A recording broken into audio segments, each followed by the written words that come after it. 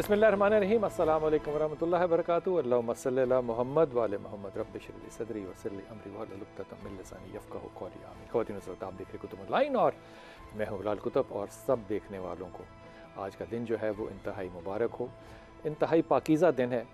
ज़ाहिर है एक बहुत बड़ी अल्लाह की नेमत है, लेकिन आपकी तवज्जो जो है वो हालात हाज़रा पे और मेरे ख़्याल में उन सुन्नतों की तरफ आज दिलवाना चाहूँगा जो कि रसूल पाक सल्लल्लाहु अलैहि वसल्लम और उनकी औलाद ने या उनके ख़ानदान ने कायम की। मिसाल के तौर पे अभी बैठे बैठे मेरे जहन में इमाम इब्न कसीर की ये रवायत आई जो कि वो रावी करते हैं। वो कहते हैं कि मुस्लिम बिन अकील जब गए कूफ़ा, तो ये आपको अंदाज़ा होगा कि ये आपने करबला में सारे वाक़यात सुने होंगे कि कितना ज़्यादा स्ट्रेस था और कितनी ज़्यादा खतूत की बात थी। तो वहाँ पर जब वो गए तो शुरेख थे एक साहब जिन्होंने, जो कि अमीर आदमी थे बड़े, उनके घर में उन्होंने पनाह तो नहीं ली मैं कहूँगा, लेकिन वो छुप के उन्होंने शुरेख ने रखा उनको। और उबैदुल्लाह इब्न ज़ियाद ने आना था उनको मिलने के लिए और आप बीमार थे। हज़रत शुरेख जो थे वो बीमार थे, तो उन्होंने कहा वो मेरी तीमारदारी के लिए आएगा, तो मैं बीमार हूँ तो मैं पानी मांगूंगा, तो जब ग़ुलाम या नौकर कोई पानी लेकर आए तो तुम वो पानी लाना और बहाने से उसकी गर्दन उतार देना। दो चीज़ें होंगी इससे जो कि उन्होंने कहा एक तो ये बात होगी कि ये बहुत सी रियासत जो है ये आपके ताबे आ जाएगी, और फिर दूसरी बात ये कि फ़साद और फितना जो है वो भी ख़त्म होगा। अब वो अब्दुल्ला इब्न ज़ियाद जो है वो आया हज़रत शुरैत के घर में। आप बड़े अमीर आदमी थे, बड़े रईस आदमी थे कूफा के। उनको मिला तो उन्होंने एक कोड वर्ड रखा हुआ था पानी मांगने का, तो उन्होंने पानी मांगा तो वो जो लौंडी थी वो पानी लेकर तो आई, लेकिन हज़रत मुस्लिम बिन अकील जो है वो पानी लेकर नहीं आए, वहीं पे रहे। दूसरी दफ़ा कहा, तीसरी दफ़ा कहा। जब तीसरी दफ़ा कहा तो इब्न ज़ियाद के ग़ुलाम ने भांप लिया कि ये कोई ख़तरनाक बात है यहाँ पे। वो वहाँ से लेके इब्न ज़ियाद को निकल गया। थोड़ी देर बाद जब हज़रत मुस्लिम बिन अकील जो है वो शुरैत के सामने आए तो उन्होंने कहा कि इतना अच्छा मौका तुमने क्यों गुमा दिया। अब ये जुमला सुनिए ज़रा। मैं कहता हूँ कि रियासत मदीना जो है ना वो इस बुनियाद पे कायम होगी जब भी होगी। उन्होंने कहा कि जब तुमने कहा कि पानी लाओ और मैं तलवार निकाल के आने लगा और उसकी गर्दन उतारने लगा इब्न ज़ियाद की, तो मुझे नबी पाक सल्लल्लाहु अलैहि वसल्लम की बात याद आ गई। हाय हाय हाय, कुर्बान जाइए नबी पाक के। नबी पाक ने कहा कि मुसलमान किसी को धोखे से नहीं मारता। बस जो ही मेरे दिमाग में बात आई मैंने इस बात को छोड़ दिया। अब गौर कीजिए कि उसके बाद हज़रत मुस्लिम बिन अकील के साथ क्या हुआ, इस बात को मद्देनज़र रखिए। लेकिन वो जब हदीस पहुंच गई मेरे नबी पाक की और जब असूल पहुंच गया तो फिर धोखा नहीं, चाहे करबला बर्पा हो जाए लेकिन धोखा नहीं।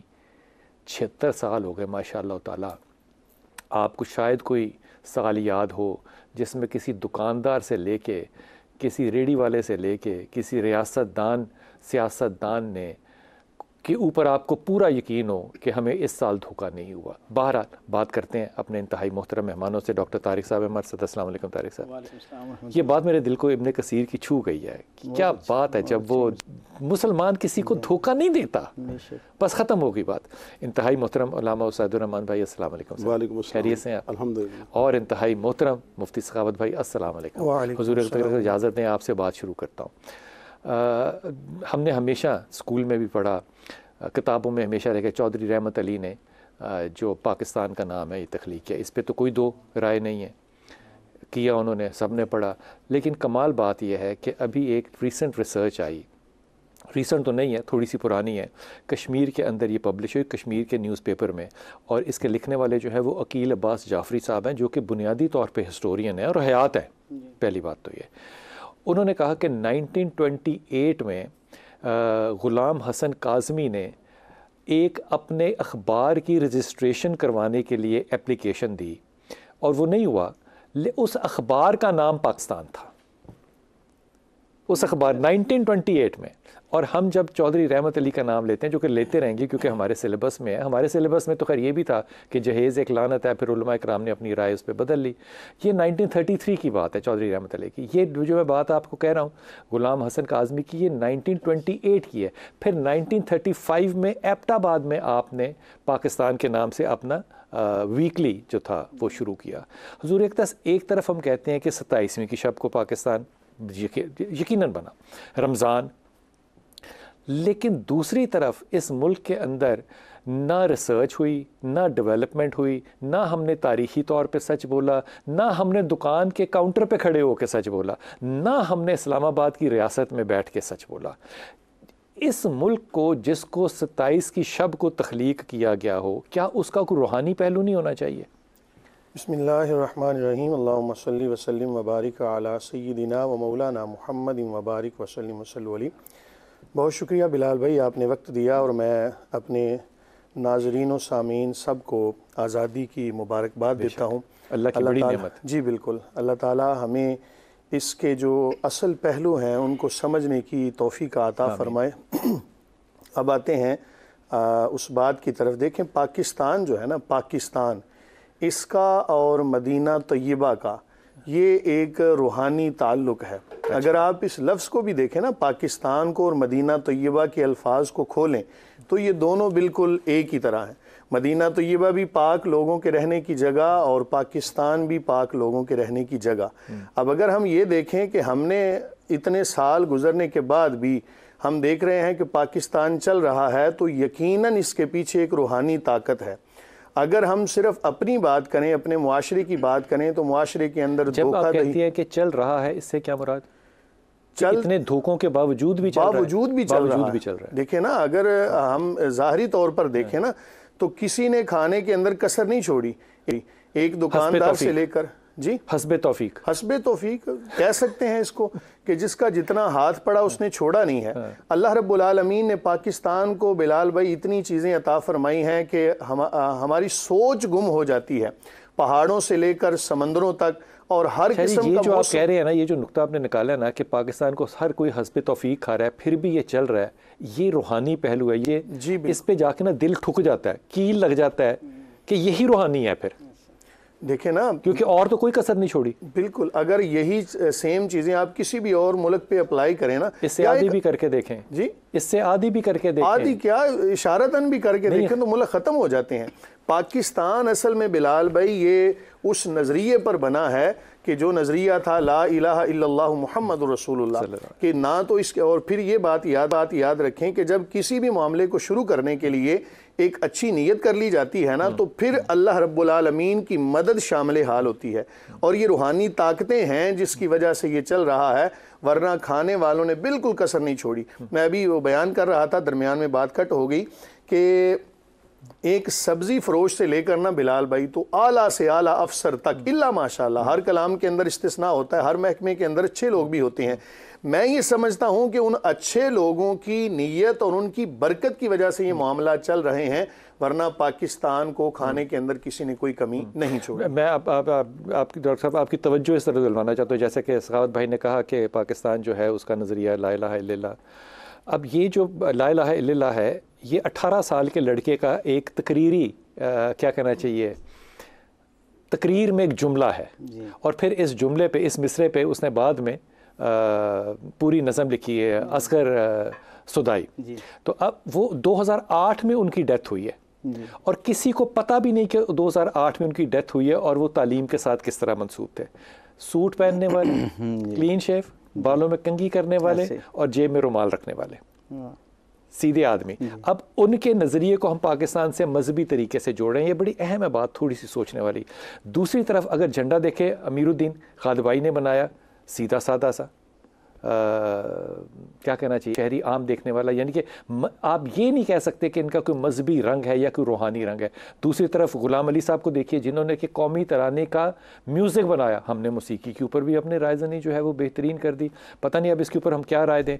हफीज़ जलंधरी साहब जिन्होंने कि इसको लिखा, ये तमाम ऐसे लोग हैं जो टांगा चलाने वाले, रेड़ा चलाने वाले, टांगों पर बैठ के मॉडल टाउन जाने वाले, सीधे सादे पे दर्जियों की दुकानों पर बैठने वाले सीधे लोग हैं, मजहबी तबका नहीं है। अब हम जब पाकिस्तान की रूहानियत की बात करते हैं तो हम इसके अंदर मजहब को कैसे ढूंढें? बिस्मिल्लाह रब्बी मोहम्मद करीम अलैहिस्सलातु तस्लीम। सबसे पहले तो यादावरी का शुक्रिया, आप समेत दुनिया भर में जितने लोग हमें इस वक्त देख रहे हैं और सुन रहे हैं, उन सब को इंसानी तारीख की सबसे बड़ी हिजरत के नतीजे में बनने वाली मुमलिकत की 76वीं मुबारकबाद। एक दफ़ा फिर से कहें, क्या खूबसूरत। इंसानी तारीख की सबसे बड़ी हिजरत के नतीजे में बनने वाली मुमलिकत खुदादाद पाकिस्तान शामिल कर लें, सबसे बड़ी इस्लाम के नाम पे हिजरत। हाँ, इस्लाम के नाम पर सबसे बड़ी हिजरत। तो अल्लाह ताला हमें इसका फ़हम और फैज़ अता फरमाए। अज़ली अब्दी फ़ितरत का कानून है कि नेमतों की हिफाजत जो है वो सिर्फ़ शुक्र से की जा सकती है, और शुक्र का आगाज़ हमेशा कदरदानी के एहसास से शुरू होता है। तो जब तक हम में से हर वो शख्स जो इस नेमत को हमेशा का दवाम देना चाहता है, इसे कायम रखना चाहता है, इसका साहिबान, इसका शफ़क़त भरा साया अपने सरों पर अपनी आइंदा आने वाली नस्लों के लिए देखना चाहता है, उसे पाकिस्तान को नेमत के तौर पर लेना चाहिए और फिर नेमत की हिफाजत शुक्र के साथ करने की कोशिश करनी चाहिए। नेमत के तौर पे लेना चाहिए, नेमत की हिफाजत शुक्र के साथ करनी चाहिए। वतन से मोहब्बत, बरकत भी जी बेशक ऐसा है। वतन की मोहब्बत की बात किया नहीं हमने 71 में, हमने शुक्र जी अगर हमने शुक्र किया होता तो आज जो हमारा जिस नोहा जो हम आज खुशी की इंतहाई मौके पर भी हमें नोहा पढ़ना पड़ रहा है, शायद इसका मौका ना आता, इसकी ज़रूरत ना पेश आती। लेकिन मैं ये समझता हूँ कि इंसान जिस वक्त जागता है उसी वक्त उसकी सवेर हो जाया करती है। अल्लाह ताला के इल्म में था कि बंदे ने बार बार भूलना है, बार बार गलती करनी है। इस ज़िंदगी की सारी तरतीब में सबसे बेहतरीन हुस्न पता है क्या है? सबसे बेहतरीन हुस्न ये है कि खैर में इतनी कुव्वत और ताकत है, जिस वक्त जो इसकी तरफ अपना रुख कर लेता है ये अपनी पूरी तवानाई के साथ उसको सैराब करना शुरू कर देती है। जिस वक्त जो उठता है उस वक्त उसकी सवेर होती है, सुबह 2 बजे। इस बात से आप सखावत भाई की कितना ज़्यादा मुत्तफ़िक हैं कि वाकई ये चीज़ रूहानी लगती है कि पाकिस्तान को खाने वाले सारे हैं। पाकिस्तान माशाल्लाह ताला जो है खाया नहीं किसी से जा रहा। उसका सबब ये है ना, जैसे अभी आपने जिन लोगों के नाम लिए तो आपने एक फ़िक्रा कहा कि ये ज़ाहिरी तौर पे इनका पेरेंटली मज़हब से इस तरह ताल्लुक ले लें। हाँ, अब सबब क्या है मैं आपसे अर्ज़ करूँ, ये जिन लोगों के आपने नाम लिए जो निस्बतन आम हमारे तस्करे में जिनका जिक्र नहीं आता, बिलखुसूस उनका इकबाल और कायद को तो एक बाद में हम लेते हैं, दूसरी तरफ आते हैं। इन सब के यहाँ भी ज़ाहिरी तौर पर वज़ाकता, लिबास, तराश, खराश, ज़ाहिरात में शायद दीन शामिल ना हो, लेकिन इनके बवातिन में इनके अंदर की जो दुनिया थी उसके अंदर रूहानियत की खुशबू मौजूद। तो 76 सालों में वज़ाकता ज़्यादा अहम हो गई। अब हुआ ये ना कि हमने सारा इन्हिसार ही ज़ाहिर पर कर लिया है और बाहर को इतना आबाद कर लिया है कि अंदर के अंदर के लिए बनाया था। हाँ, ये मुल्क बड़ी खूबसूरत आपने बात कही कि असल में ये तो बातिन की आबादकारी की एक आमाजगाह थी। ये तो एक ऐसा अल्लाह ताला ने एक ज़मीन का टुकड़ा दिया था जहाँ पर लोगों के दिल मांझे जाने थे, जहाँ लोगों के दिल अल्लाह और अल्लाह के रसूल के साथ जोड़े जाने थे, जहाँ ये जो हमने आज खुद अपनी मसनूई जो फजीलतें हैं उनके जो मदार हमने मेयारात कायम कर ली हैं, इनसे बेनियाज होकर आम लोग जिनके दिल अल्लाह के साथ जुड़े हुए थे उनसे कोई खैर की बात आगे चलनी थी। आपको उसैद भाई एक वाक़या छोटा सा सुनाता हूँ जो मैं कई दफ़ा सुना चुका हूँ। वो एक दफ़ा, खैर जहालत तो मेरी कभी भी ख़त्म नहीं होगी, जो ज़्यादा जहालत थी जिस वक्त, तो मैं सवात गया, वो उस वक्त होती थी दुल्हन बसें। दुल्हन बसें जानते हैं ना आप? जी जी। जो कराची में अब भी चलती हैं, जिनकी ना खिड़की होती है ना फ़र्श होता है, उनमें बैठ के 22 घंटे के सफ़र में सवात पहुँचे सिर्फ एक बाबे को मिलने। तो बाबे को मिलने तो नाक बड़ी होती है ना, जो सेकुलर स्कूलों में पढ़ते हैं, नाकें बड़ी होती हैं कि हमने फ़लसफ़ा पढ़ा हुआ है, हमने तारीख़ पढ़ी हुई है, तो कौन हमारी नाक के नीचे आएगा। तो वो बुज़ुर्ग हमारी नाक में नहीं आए ना उस रात। तो खैर हमने बड़ी तकलीफ़ की कि अब 22 घंटे वापस भी जाना है, रात को सो गए। सुबह उन्होंने बड़ी हमारी खातिरदारी की, रात को भी बड़ी की। देसी मुर्गी के साथ पराठे उन्होंने हमें खिलाए, हालांकि हमें लगता था कि ये शायद इतनी हैसियत ना रखते हों ज़ाहरी तौर पे, तो लेकिन थे वो बड़े मॉडर्न। उस ज़माने में भी उनके घर में टेलीविज़न जो था वो लगा हुआ था और बाकायदा इंतज़ाम था छत के ऊपर डिश विश का, और ठीक इंतज़ाम था। तो उन्होंने जाते हुए पूछा, उन्होंने कहा सैयद साहब कोई बात हो पूछनी, क्योंकि बात ही कोई नहीं की थी। तो हमने अपनी तरफ से ना उनको कॉर्नर करने के लिए पूछा। तो हमने कहा कि सर ये बताएं कि रूहानियत ढूंढनी हो किसी में तो कैसे ढूंढें। तो बाबा जी ने जो बात की ये मुझे 20-25 साल बाद भी याद है साहब भाई। उन्होंने कहा कि उस आदमी को ढूंढो, पंजाबी में कहा, अगर आप इजाज़त दें तो पंजाबी में। उन्होंने कहा वो बंदा लभो जो भांडे मांजदा होवे। मैं कहा बाबा जी किड्डी साडे वालों किड्डी हल्की गल की भांडे मांजन दा कीता। उन्होंने कहा बेटा जो भांडे मांजदा है ना उन्हें पता होंदा है कि भांडे दे अंदर जोर ज़्यादा लाना है कि बाहर जोर ज़्यादा लाना है। तुसी बाहर जोर लाने वाले बंदे हो, अंदर जोर जो तो लाओगे तो तानू बंदा लब जाएगा। अब ये सूरत हाल पाकिस्तान पे अप्लाई करके देखें कि हमने अंदर जोर लगाया कि ज़ाहरी तौर पे हमने इस मुल्क का जो नक्शा था वो मजहबी तो बना दिया लेकिन मज़हब नहीं बनाया। बिलाल भाई, मैं सबसे पहले इस पे बात ये करना चाहता हूँ कि जो आज़ादी है ये ना नेमत तो है ही, बेशक है, और इंसान जो है ना, इंसान की जो रूह होती है वो यकीनन आज़ादी चाहती है, खुशी चाहती है, और लेकिन जो आज़ादी है ना ये उस वक़्त होती है जब इंसान का ज़मीर मुतमईन हो जाए, इंसान की रूह तब खुश होती है। मैं जब ज़मीर मुतमईन हो जाए, जब ज़मीर फिर ना ही समझिए वो मैं उसको इशारा कर रहा हूँ कुरान करीम की 2 आयत, एक सूरह शुअरा है, एक सूरह दुखान है। दोनों सूरतों के अंदर हज़रत मूसा अलैहिस्सलाम का वो तरतीब वाक़या सारा बयान किया गया है कि फ़िरौन के घर में परवरिश हुई, यानी शाही महल्लात में जनाब वो परवरिश हो रही है, खाने शाने शाही, यानी शाही प्रोटोकॉल कह लें, हर कुछ भी कह लें, हर तरह से हर चीज़। और जब नबूवत मिली तो मूसा अलैहिस्सलाम हारून अलैहिस्सलाम के साथ गए तो फ़िरौन ने पहला वही ताना दिया कि यार यहाँ रहे हो, पले हो, खाया पिया, अब क्या बात है। इसको कहते हैं कि खाया पिया मेरा लॉयल्टी अल्लाह के साथ। तो हज़रत मूसा अलैहिस्सलाम ने जो पैगाम दिया ना, मूसा अलैहिस्सलाम ने पैगाम दिया कि आज़ादी ये नहीं है कि मैं शाही प्रोटोकॉल लूँ, शाही महल्लात में रहूँ, जो शाही जो आसाइशें हैं वो लूँ। उन्होंने कहा कि ये क्या कि मेरी जो कौम है जिसको तूने ग़ुलाम बना रखा है ना, उसको आज़ाद कर, मैं इसको तरजीह देता हूँ। तो मूसा अलैहिस्सलाम ने वो जो आज़ादी ली मूसा अलैहिस्सलाम ने, और कहा कि ये आज़ादी है, और वो यानी वो जालिम था और जुल्म से निजात पाना ये आज़ादी है। हुआ पता क्या फिर, मूसा अलैहिस्सलाम ने जब उस कौम को लिया साथ, और अल्लाह ताला ने कुरान पाक में कहा या बनी इस्राईल उज़्कुरू निअमती अल्लती अनअमतु अलैकुम वअन्नी फ़ज़्ज़लतुकुम अलल आलमीन, इतनी तुम्हें आज़ादी दी, नेमतें दी। हुआ ये कि वो जो कौम थी, वो जो ग़ुलाम कौम थी, वो जो मज़लूम कौम थी जिन पे जुल्म होता था, वो मज़लूम कौम जो थी ना वो इतनी बेहिस हो चुकी थी, या वो इस हद तक गुलामी की वजह से, अच्छा वो इस हद तक दब चुकी थी कि अल्लाह ने जब नेमतों की बारिश की, सबसे बड़ी जो नेमत थी वो तो आज़ादी थी। अब चाहिए तो ये था कि इस आज़ादी के ऊपर, इस नेमत के ऊपर वो कौम जो थी सर, वो बहुत सारी चीज़ें, यानी इतने मौजज़ात हैं, अकेला मनुसलवा नहीं है, कभी बादल ऊपर आता है, कभी पानी आता है, कभी दस्तरखान आते हैं, कभी इसके बावजूद जी इन सारी चीज़ों के बावजूद जो थी ना, वो जो कौम थी वो इंतहाई हड हराम थी, हड हराम कौम थी। आप हमें कह रहे हैं? नहीं, मैं उस कौम को, मैं आपको भी कह रहा हूँ, आपकी तरफ आ रहा हूँ, पहले मैं वो बात पहले उसको जोड़ रहा हूँ कि वो जो उस वक़्त के औसाफ थे ना, अगर उन सारे औसाफ को पढ़ लेना, हड हरामी थी उनके अंदर, और उनके अंदर तकब्बुर था, उनके अंदर बेईमानी थी, उनके अंदर बेहिस्सी थी, उनके अंदर लूट कसूट थी, वो सारी चीजें थी। चाहिए तो यह था कि वो नेमत की कदर करते, नेमत की कदर नहीं की उन्होंने। तो जिन कौमों ने नेमत की कदर नहीं की, अल्लाह ताला ने वो नेमतें उनसे ले भी ली। आज़ादी एक नेमत है, आज़ादी एक नेमत है, और नेमत के बारे में कहा व इन तऊदू नेमत अल्लाह, तुम नेमतों को शुमार नहीं कर सकते, ला इन शकरतुम लाज़ीदन्नकुम, नेमत पे शुक्र होता है। जब वो शुक्र करते हैं और अल्लाह ताला ये मोइज़ात जो है वो सामने दिखा देता है, और इसके बावजूद भी आप नबी के जाने के बाद पहाड़ी पे, वो भी सिर्फ 40 दिन के लिए, आप एक गाय और बैल को अपना खुदा इसलिए बना लें क्योंकि आपके पास लज्जतें जो हैं वो दुनियावी तौर पे इंजॉय करने के लिए उस वक्त ज़्यादा होंगी। जब आप अपने रहबरों को बदलेंगे तो फिर यही होगा जो कि इस रूहानी मुल्क के साथ हो रहा है। वापस आइए, यही बात अपने उलमा के सामने रखते हैं।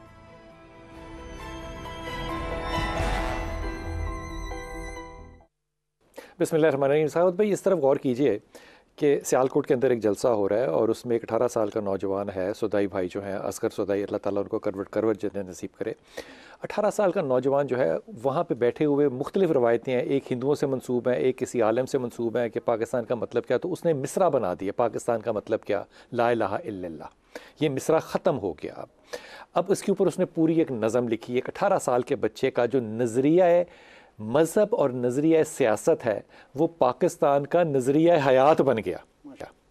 ताकत देखिए, ऐसा क्यों है कि उस वक्त का 18 साल का नौजवान सियासी तौर पे इतना बाशऊर है, मजहबी तौर पे इतना बाशऊर है। हमने उसमें सिर्फ जो एडिशन की वो ये कि अब हम जब भी ये नज़म पढ़ेंगे इसको मुकम्मल नहीं पढ़ेंगे, बस नारा लगाएंगे और इसको नज़रिया समझेंगे। हमने चीज़ को मिस कहाँ किया, रूहानियत को मिस कहाँ कर दिया? सर देखें, एक नारा लगाना और चीज़ है और उसको फिर अप्लाई करना ये और चीज़ है।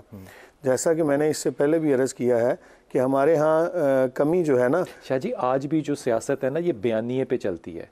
तो सर बयानिए से हमें रियासत खड़ी नहीं होती, हमें बयानिए से बाहर आना है ना। देखें खाली नारा लगाने, बयानिए के अंदर रहना है, बयानिए से बाहर नहीं आना। बयानिए से बाहर आने का मतलब ये है कि उसको अमली जामा पहनाना है, सिर्फ बयानिए की हद तक नहीं रहना। मेरा मकसद ये था बयानी को आगे बढ़ाना है। सिर्फ बयानिया कायम करके तो उसका तो कोई माना नहीं ना है, उसको हमने अमली जामा पहनाना है। अगर हमने ये नारा लगाया या वो पूरी नज़म जैसे आप कह रहे हैं, तो उस पूरी नज़म को या उस नारे को अगर हम अमली जामा पहना देना, देखें इस्लाम की बुनियाद भी इसी पर है। ला इलाहा सारे मिल के उसको अमली जामा नहीं पहना सकते, और उस वक्त एक 18 साल के बच्चे में ने इस आग लगा दी।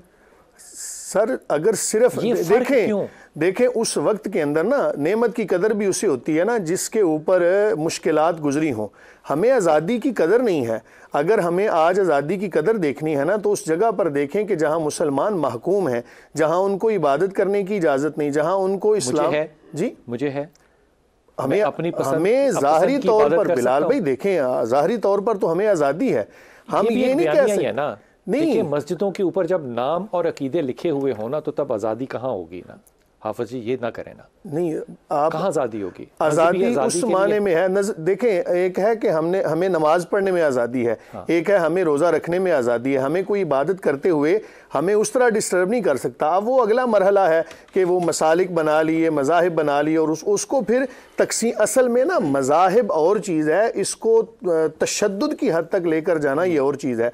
और अगर मैं यहाँ पर ये बात ऐड करूँ तो गलत ना होगी। हम कहते हैं ना कायदे आज़म मोहम्मद अली जिन्ना अलैहि रहमत, जिस तरह अभी आप कह रहे थे इससे पहले कि जितने भी पाकिस्तान बनाने वाले हैं जिनका फ्रंट पेज पे नाम लिया जाता है, हालांकि उसके अंदर उलमा भी शामिल थे। बहरहाल मेरा मकसद ये है कि इन लोगों की वजह से पाकिस्तान क्यों बना कि इन पर ना किसी तरह से भी मसलक का इतलाक नहीं होता।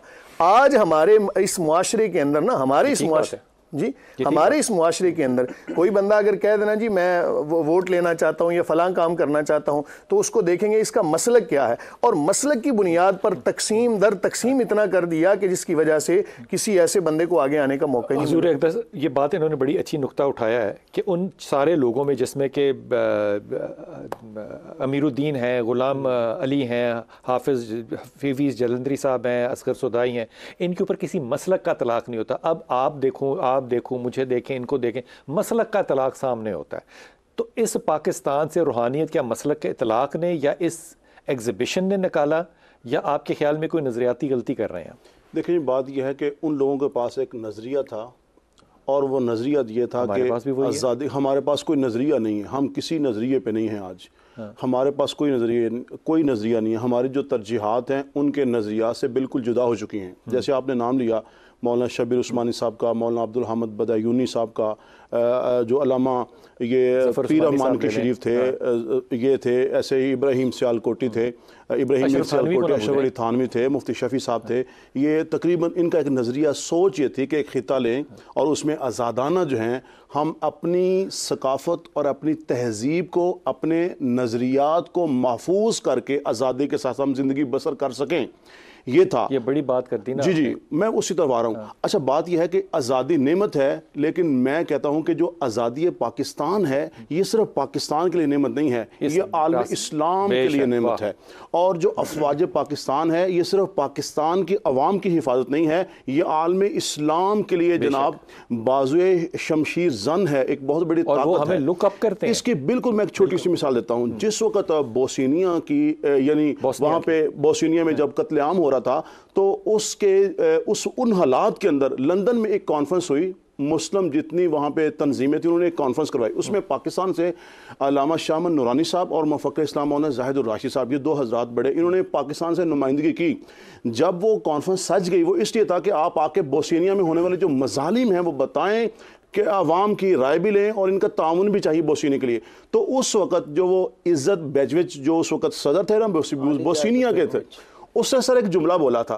उसने कहा ये हमारे साथ जो कुछ हो रहा है ना ये सिर्फ इसलिए हो रहा है कि हमारी सरहद के साथ कोई पाकिस्तान नहीं है। क्या बात है। एक बात और सर इस थोड़ी सी बात दूसरी जाएगी। दूसरी मैंने कहा अफवाज पाकिस्तान, सब जिस वक्त पाकिस्तान ने ये एटमी धमाका किया था पाकिस्तान में, तो उस वक्त मिस्र का एक बहुत बड़ा दानश्वर था फ़हमी हुवैदी, उसने अल अहराम जो अखबार था छपा, तो उसने अखबार के ऊपर एक मजमून दिया था, उसको भी मुफक्किर इस्लाम मौलाना ज़ाहिद राही साहब ने बयान किया कि मैं कतर में वो पढ़ रहा था, तो उसने एक जुमला लिखा, उसने उस जुमले पे एक बात लिखी, उसने कहा इसराइल हमसे होश के नाखून ले, हमसे ध्यान से बात करे, अब हम अपना एटमी कुव्वत हैं, अब इस वक्त हम एटमी कुव्वत हैं। ये मिस्र का दानश्वर कह रहा है पाकिस्तान एटमी कुव्वत बना है, और मिस्र का दानश्वर वहां बैठ के कह रहा है कि इसराइल ध्यान से बात करे, अब हम एटमी कुव्वत हैं।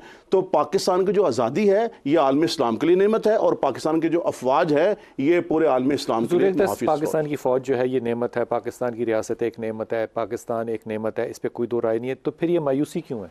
हाँ, मायूसी इसलिए है कि जिस मकसद के लिए इसके लिए इतने सारे लोगों ने कुर्बानियाँ दी, अपना तन मन कुर्बान किया, अपना तशख़्ख़ुस कुर्बान किया, वतन कुर्बान किया, औलादें कुर्बान की, इज़्ज़त नामूस कुर्बान की, वो मकसद क्या था? वो मकसद इनफरादी आज़ादी तक महदूद नहीं था। अभी गुफ्तगू हो रही थी ना, तो नमाज रोज़ा हज ज़कात तो वहाँ भी किसी न किसी अंदाज में उस माहौल के अंदर भी जारी था।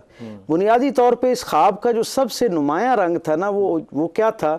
वो ये था कि एक ऐसी इज्तिमाई फ़िज़ा वहाँ पे आज़ादाना हैसियत में हमें मैसर आए, जहाँ पर दीन को अपनी इनफरादी ज़िंदगी में भी और इज्तिमाई ज़िंदगी में भी उसके नफाज के हवाले से कोई रुकावट महसूस ना हो, यानी रियासत की तरफ से कोई रुकावट ना हो, माहौल की तरफ से कोई रुकावट ना हो, लोगों की तरफ से, जमातों की तरफ से। अब अलमिया ये हुआ कि जब हमने वो जो एक इज्तिमाई तौर पर हमारा एक बड़ा मकसद था, उसके हुसूल के बाद वो जो काफ़िला था वो अपनी मंजिल पे पहुंचने के बाद कुजा ये कि वो मुज्तमे रहता, वो बिखरना शुरू हो गया। अभी उलमा की बात हो रही थी, आपको ये सुनकर खुशगवार हैरत होगी, और हमारे सामीन और नाज़रीन की भी शायद कदर हैरत की बात हो, जिन्होंने इस माहौल में आँख खोल रखी है जिसमें इस वक्त आप और मैं सांस ले रहे हैं, और जो तंग नज़री है। आप तसव्वुर कीजिए वो उलमा जिन्होंने उस ज़माने के अंदर अपनी इनफरादी मसलकी शनाख्त को बड़ा एतबार बख्शा और बड़ा उनका बुनियादी तशख़्ख़ुस बना, जब पाकिस्तान बतौर काज उनके दरमियान इज्तिमाई ख्वाब बना ना, तो फिर ये हुआ कि एक मसलक के लोगों ने अगर किसी जलसे का इंतज़ाम किया है, मेज़बान बने हैं,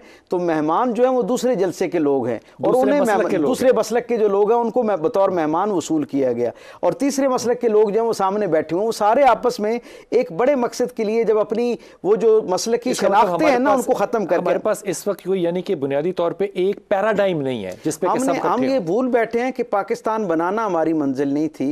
पाकिस्तान के साथ वाबस्ता वो जो ख्वाब थे, वो जो एक मंजरनामा था जिसको लोग आलम तसव्वुर में रख के अपनी जानें कुर्बान कर रहे थे, वसाइल कुर्बान कर रहे थे। हाँ, पाकिस्तान इससे आगे उस नज़रिए को अमल की शक्ल देना, पूरी दुनिया के लिए एक मिसालिया बनाना। आपके इल्म में है कि वो जो शख्स रात को आके पेशावर में कायद आज़म के पाँव दबाता है और बार बार उनके पाँव पे बोसा देता है, तो कायद आज़म झंझनाहट से कहते हैं, वो अपने एक लतीफ़ नफीस आदमी थे, तो वो कहते हैं कि मैं इसलिए इन पाँव पे बोसा दे रहा हूँ कि ये पाँव उस रास्ते पर निकले हुए हैं जिन्होंने पूरी दुनिया के गैर मुस्लिमों को एक ऐसा लम्हे मौजूद में मिसालिया बनाना है, एक ऐसी मिसाल कायम करनी है उस शख्स ने जिस पे वो जद्दोजहद कर रहा है, कि जिस मिसाल को देखने के बाद लोगों को रसूल रहमत का वो जो मिसाली ज़माना था उस पर यकीन आना शुरू होना है, उसे कबूल करना लोगों के लिए आसान हो जाना। गोया वैसा ज़माना तो नहीं लाया जा सकता, लेकिन उसके करीब तर माहौल जो है वो बनाना है। और वो माहौल क्या है? उस माहौल के अंदर इंसानों की बुनियाद पर ताज़ीम दी जाती है, उनकी सलाहियतों का एतराफ़ किया जाता है, उसकी सताइश की जाती है, और खालिस इंसानी दर्जे पर जो बराबरी एक हुकूक के अंदर मौजूद है वो दी जाती है। इंतहाई ममनून सखावत भाई। मायूसी के हवाले से आपने सवाल किया था, एक फिक्रा में आजकल ये बड़ा सवाल उठता है, और ज़ाहिर है जैसे आप और किसी हद तक ये बिल्कुल जैनून सवाल भी है, लेकिन मैं ये समझता हूँ कि ये जो कौमों के सफ़र होते हैं ना, इनमें इस तरह की मंजिलें आया करती हैं। बस सादा सी बात, हम तो गांव देहात के रहने वाले लोग हैं, बहुत सादा सी बात समझते हैं कि जिस बस्ती के अंदर किसी आदमी के घर के बाहर SHO की तख्ती लगी हो ना, वो पूरा मोहल्ला महफूज अपने आप को महसूस करता है कि यहाँ SHO मौजूद है, तख्ती कायम है। आप तसव्वुर कीजिए, मेरे और आपके मुल्क के बाहर तो ला इलाहा इल्लल्लाह मोहम्मद रसूलुल्लाह की तख्ती लगी हुई है।